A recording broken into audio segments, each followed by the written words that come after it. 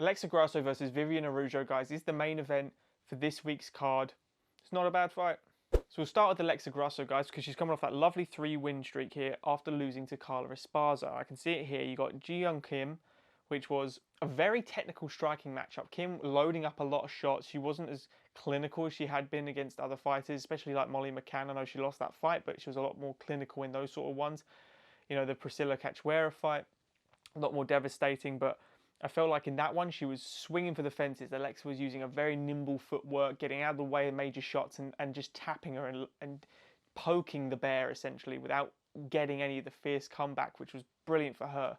Front body kicks, really well done. Lateral movement, really keeping her swinging, keeping her on her toes and giving her something to look forward to and guess for. She wasn't there. Every time she swung, wasn't there. You got her against Macy Barber. Macy Barber was just punching air for the whole thing. You know, she beat up the ghost of Alexa Grasso in front of her, essentially. And that fight was just weird to watch. And, of course, Grasso won it. And, you know, just an absolute clinic against Joanne Wood. And Joanne, as much as these are great wins, and some of the, you know, you look at Kim, Barber, and Wood, like, oh, pretty good names, right?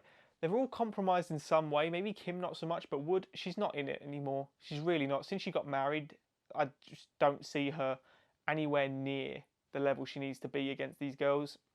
And I think these are the sort of fights Alexa Grasso, for example, are just going to win every day of the week.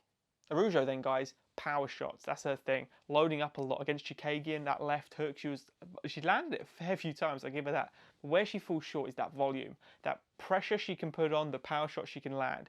Her debut in UFC landed in a very good third-round knockout. She hasn't performed it since. It's a lot of decision wins. Nothing wrong with decision wins, especially in women's MMA where they don't carry the power same as the men's. It's a lot rarer to see.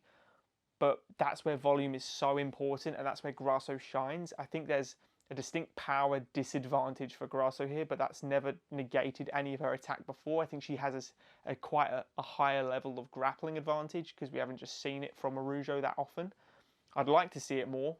I don't think it will go down that route. I think it will be butchering the leg, and I think she'll be trying to land that power left hook. And I think Grasso will be trying to stay on the outside and picking her apart, land the outside leg kick, land the jab.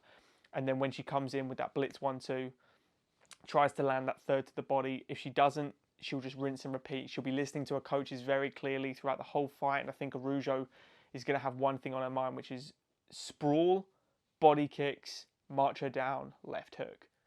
So for me, guys, I think Araujo's power is really good. I think she's on the up. I think she's very good. Grasso, if she can land a lot, she can steal rounds. But personally, I think Araujo's just going to overwhelm her, and I think she's going to be too much. So I'm going Araujo, guys. I'd love to hear your thoughts and comments down below. Like the video if you have enjoyed it, and subscribe to the channel if you are new.